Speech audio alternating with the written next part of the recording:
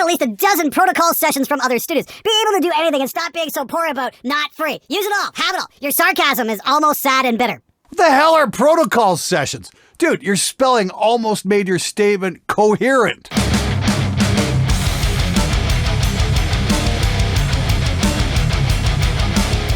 Hey everybody, it is Thursday, September 2nd, at least that's what I'm scheduling this episode for. I'm actually shooting this on July 31st. I'm trying to get a little bit ahead of the game and maybe take a couple weeks off in August so I can, take a vacation like I haven't had since 2015. Seriously, I need some time off. Anyway, if all's gone well, I should be back in Canada as of yesterday. That was my fly home day from Europe, and I should be, recovering from jet lag and all that kind of stuff today. Anyway, it's Thursday. Hope you're going to have a great day. Hope you're going to have an even better weekend. Why not get it all started with another episode of SMG Viewers Comments, my show where I try and answer your comments and questions and butthurt statements to the best of my ability. Buckle your seatbelts. This one's going to be an awful lot of fun. Let's get right to it. I just got turned down by an underground local wannabe hippie rock band because I didn't have Pro Tools, and I just shared this to them. Haha. That's the infuriating thing. For all Pro Tools problems and stability issues and whatnot, well, I don't understand why some bands insist, you got to record with Pro Tools, you got to record with Pro Tools. Well, why?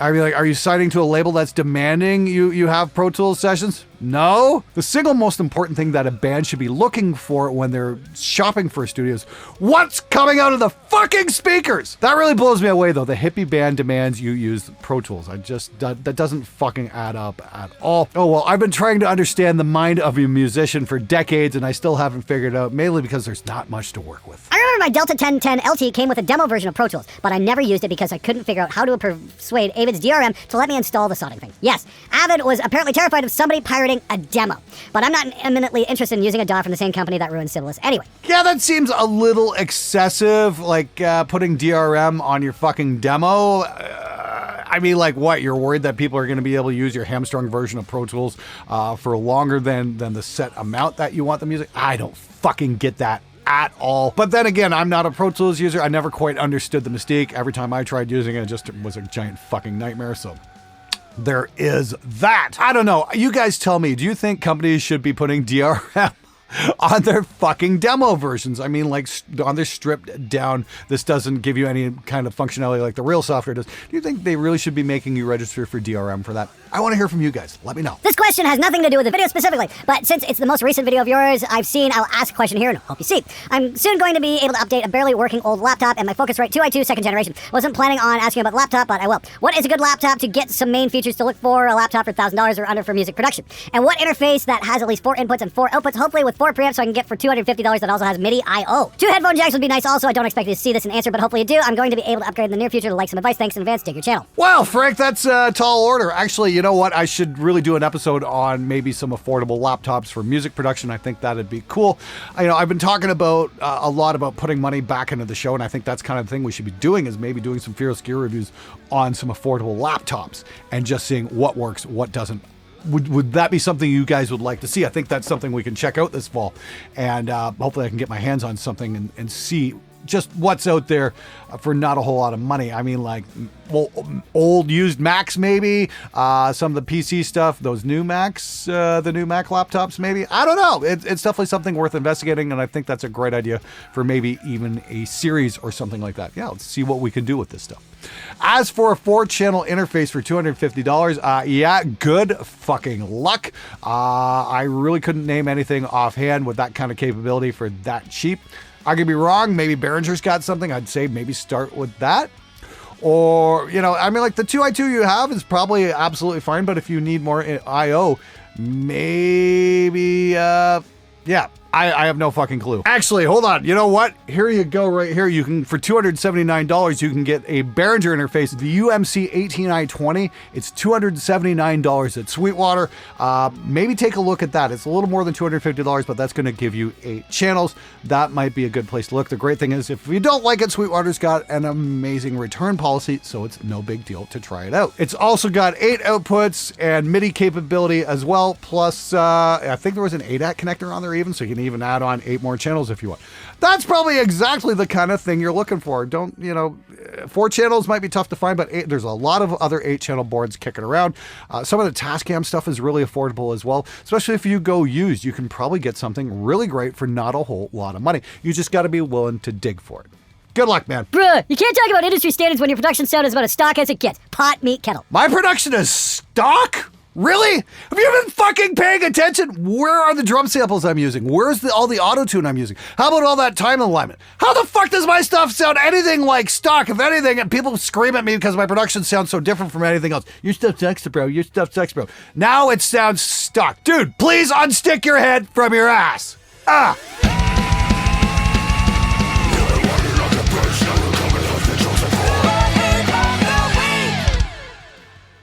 Glenn is disguising his whining about the axe effects behind I can't say anything or axe effects owners will whine. Pot, meat, kettle. Congratulations! That's 2 pot meat kettles in the same episode as the cliche of the week. Way to go, guys! You're batting 1,000 when it comes to originality. But as for the rest of your statement, I'm trying to wrap my head around it, and I'm not quite exactly sure what you're getting at. The fact that if I criticize the axe effects, people freak the fuck out. The fact I'm acknowledging that happens, that's what you're upset about? I don't know. Maybe somebody can explain that to me, because I didn't quite understand what he was reasoning. Obviously, he has a hard time articulating his thoughts into meaningful sentences. Please help. I could really use it. Making political jokes costs you viewers. I've always said this. Nothing is sacred in humor. You can't have a subject outside the boundaries of humor, because if we do that, then we're just not allowed to be funny. Look, if my political humor offends you, I think that says a little bit more about you than it does me, because I mean, like, the butt of my jokes has been, hey, maybe it's not such a good idea to use violence to get your political agendas across.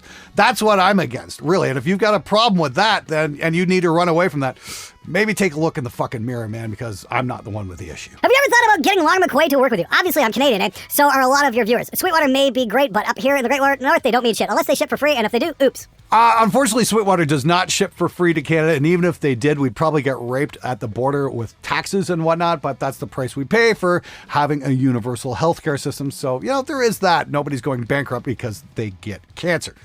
That's one of the many benefits of living in Canada, and I'm more than happy to be here. Sweetwater's a great bunch, and honestly, I don't mind paying the extra taxes when I do get something shipped up here. As for your original question about Long McQuade's, I mean, I've been going to McQuade since about 1985 and whatnot, and I'm not going to mention names here, but a representative from that corporation approached me several years ago and said, hey, this was just after I did the Art Pro VLA dual-channel compressor for like under $300. That's a fucking phenomenal piece of gear.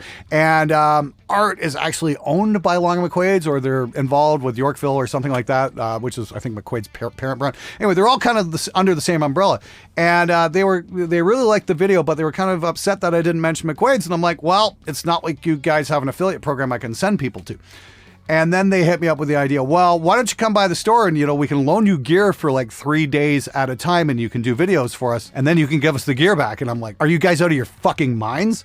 It's like, you guys want me to work my ass off for you for nothing so I can make videos promoting your gear, and there's no monetary benefit to me whatsoever. I mean, come the fuck on, guys, really? I mean, that was my last conversation with McQuade's. I don't know. Maybe somebody should like unstick their head from their ass. I mean, like, that was seriously the most insulting fucking business meeting I've ever had in my entire life. I couldn't fucking believe what I was hearing. The expectations from this company, the arrogance, really blew my fucking mind. So, that's how things went with me and McQuade's. I mean, like, maybe they've changed their mind over the last couple of years, but that really left a bitter taste in my mouth, and I was very, very disappointed with them. So that's why I don't normally feature McQuade's on my show. Hey, Glenn, what was the first mix that blew you away when you're starting as an audio engineer? And fuck you, Glenn. I remember, when I was doing media arts at Sheridan back in the early 90s, I remember, besides, Painkiller and everything else that was coming out at the time, Anthrax, Persistence of Time, that was a really great sounding record too. The one that really blew my mind was Corrosion and Conformity's Blind. And that's still one of my favorite productions to this day. That was recorded by John Custer. And I've talked to John on Facebook a little bit every now and then, and we were going to have him on the show, then COVID hit and whatnot. Maybe I can do like a remote video interview behind the mix kind of thing, because I'd love to have John on the show and talk to him about how he got those amazing guitar sounds and those fucking incredible drum sounds. Still, as terms of fucking heaviness, one of my absolute favorite records, Go Put on the Tracks, Vote with a Bullet, and Dance of the Dead. Those are just absolutely fucking monstrous. Best played at 11. It certainly makes the hair on my arms stand on end every time I listen to it. Just a monstrous sounding record. Highly, highly, highly, highly recommend it. Check it out. Hey, dude, so I just bought a new amp head from Reverb, and it had me thinking, what are your thoughts on some amps from Laney? I want to get them on the show. I've got to play with them a little bit at Toman Gearhead University there a couple of years ago and had a really good time. I was going to go to Laney in England and do a video on their whole production process and stuff. And again, COVID happened, so that's not happening anytime soon. Laney was cool enough to send me one of their cabs, and it's sitting down at Alex Nasli's place in Los Angeles right now, and it's a phenomenal sounding cab. Hopefully I'm going to get that shipped up here later this year. It was like the Tony Iommi signature Black Country cab, and it's just a fucking monster. I did a video where we showed off that tube line 6 combo thing, the one that has like the Bogner power section in it and whatnot. We put that in a Laney and it just sounded absolutely fucking monstrous. So yeah, I'm super impressed with the Laney cabs, and like I said, I'd love to try out some of their amps on the show at some point. Hopefully that's going to happen at some point. I think they're a really fucking cool brand, and I think I want to take a closer look at them. Hey Glenn, how long did it take you to truly be satisfied with your drum recordings and mixes? I'm about 3 years in, and I'm only now starting to think I'm getting some passable results, and I'm wondering if that's an okay time frame. Also, Total Heavy Drums course when? Cheers and fuck you from Slovenia. Hey Alex, cheers and fuck you from Canada. It took me a very, very, very long time until I was really happy with some of the results I was getting, like a very long time. I mean, like, I think I opened up in 1998, and it wasn't until I did Black Creek in 2006 that I was really happy with the guitar sounds I was getting. Some of the drum sounds I was, in my first studio I was really happy with, though. Some of the earlier stuff in the old studio, like say even around 2000, 2001, I was pretty thrilled with some of the drum sounds I was getting. And of course it's evolved over the years and whatnot. I mean, it's just a thing where you just have to refine your skills. Remember, all during this time, I was working full time and doing shift work as well. So I couldn't quite put 24/7 into what I was doing, but every spare moment I got, I was putting into the studio because that's what I wanted to do. So, if you don't have a job or you're living with your parents or something like that, and you can just concentrate on music all day, chances are, you're going to get a little further down the timeline, a little bit quicker than I did. It really depends on, again, how much time you can put in. It's all about that 10,000 hours of experience you need before you really master something. And if you're not working at a day job, you're definitely going to get there a little bit quicker. Of course, when you finally get there, you realize that bands don't want to pay you what you're worth, and there's no fucking money in this business, so yay for that. Hi Glenn, I recently bought a dial tuner for drums. I did tune snare after doing some research on how to use a dial tuner. I get the idea to tighten or loosen up the screws so the dial show consistent measurements across the screws, but how should I approach the tone? I have 6 different diameter toms to tune. Should I pick a tone for each? I have very little experience with drums as I don't play with them. Why the fuck do you have 6 different toms? Holy shit, dude, seriously. Glutton for fucking punishment. I don't know, start with a 4-piece and learn how to tune that.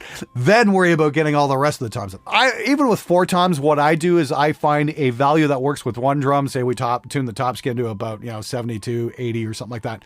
Somewhere in there. And then the bottom skin value as well. Just take those values and repeat all the way down, and you'll find you'll get a very consistent tuning across the board because the skins are consistent with each other, and you're letting the shell depth do the actual tone for you. That's the strategy I've been using since the early 2000s. That's worked out pretty well so far. Good luck, man. But seriously, downscale that kit and learn how to tune some basic elements first. A 4-piece is a great way to start before you go making it super unnecessarily complicated. And that's a great thing about having a 6-piece drum set anyway. The drummer's guaranteed to hit, outside of that basic 4-piece kit about once on an entire record. Hey Glenn, finally made it on here. I'm finally in a position where I can dedicate time and effort to learning home recording and producing. Metal-wise, it'll be one of those one-man black metal projects, but my ultimate dream goal is doing music for film and video games. My question has 2 parts. 1, in a day where musicians and producers are emailing everything back and forth, how important is it to live near an arts hub like LA or New York? I live in SoCal and rent can get ridiculous. I had to postpone buying equipment because of bills more than a few times. If I could live in an area with rent is ridiculous, I feel like that would help my situation. But what's the point if it's making my situation harder in another way? Number 2, I'm growing more and more disillusioned with living in the USA, and the notion of moving to Vancouver or Toronto area is looking more and more appealing. Can you shed some light on the film video game industry is like up there compared to CA or as a composer? Wow, that's a lot to unpack. Here's the thing. I was in the exact same situation last summer. I was down in LA.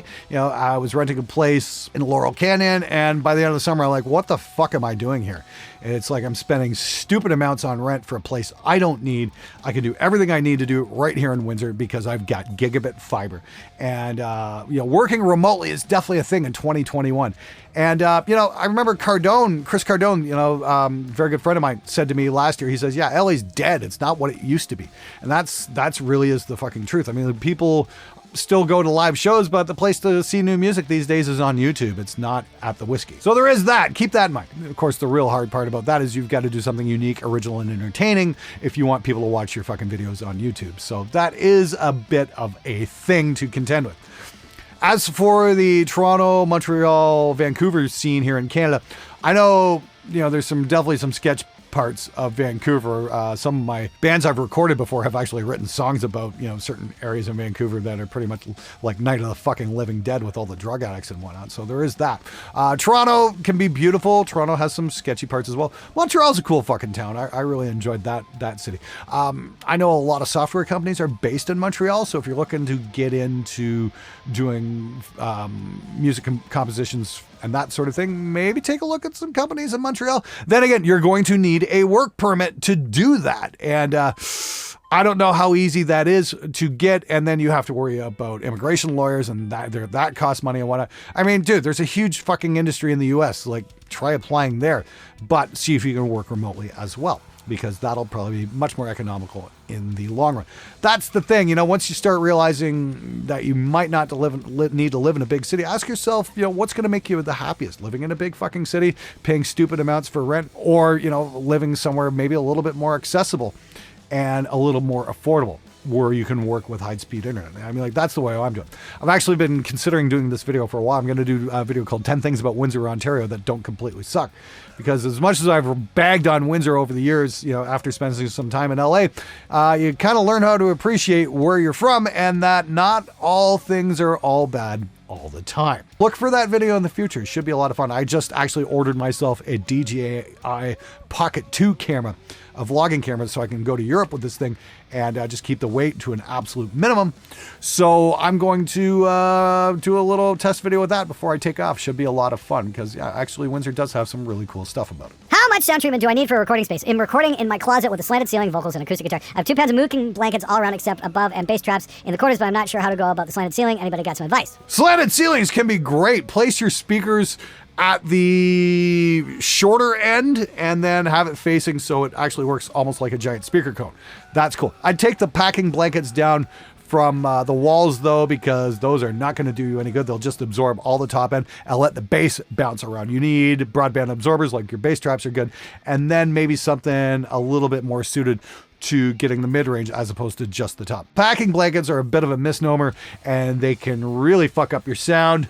And if you're having problems with translation, yeah, that's probably the first thing. I don't know how big your recording space is though. You said a closet. Like, how fucking big is this closet, man? I mean, a little more information to go by would be a huge help. Maybe next time include a picture of your space and I could be a little bit more helpful with advice. As always though, when it comes to acoustic related questions, I always recommend checking out the John Sayers Studio Design Forum. It's a wonderful resource for home studio building. It's worth checking out. Can't say it enough. Hey Glenn, when you say that it's noticeable that the person used headphones for mixing, which part is most notable in this case, panning or frequency? Is it legit to mix in studio headphones for EQing tracks or whatever speakers I find for panning instruments? It's never a panning thing. It's usually a frequency thing because something will jump out like fucking crazy. It's like, yeah, you mixed this on headphones, right? How'd you know? Yeah, well, your bass was all over the fucking place. That's why. I will say this though, and I really need to try this. I demoed a program out there called Gulfos a couple months back, and it's like a mastering plugin. It kind of, helps you get your mix into a set EQ frequency and target and whatnot, and it just kind of helps things from getting out all over the place. I'm wondering how well Gulfos will work for a mixing on headphones situation. That's something I'm going to put to the test in the very near future, and you guys are definitely going to want to check that out because I think that's something really worth looking at anyway. Global warming, white supremacy, and COVID are all fictions of the corporate elite. Dude, man, I understand those are all unpleasant things that we'd rather pretend don't exist, but denying reality isn't going to change reality. British Columbia, a very temperate place, a very mild place to live, had their hottest summer on record, and plastic picnic tables were literally melting in the sunlight. That shit doesn't happen. You can deny all you want, but my eyes are wide fucking open and going, I can't hear this, isn't going to help. Please engage with the world around you and understand that, yes, indeed, shit's going bad, and we definitely need to make some changes. All right, my apologies to everybody. It's just statements like that really piss me off. It's like, for fuck's sake, stop being so fucking stupid. All right. I'll get off my soapbox now. If you guys got questions about recording, mixing, all that kind of stuff, please leave a comment below. I love hearing from you guys. Hopefully you're going to have an amazing weekend. And of course, stay safe, stay healthy. And, oh yeah, right. It's the end of the show. Get back to work, you lazy fucks.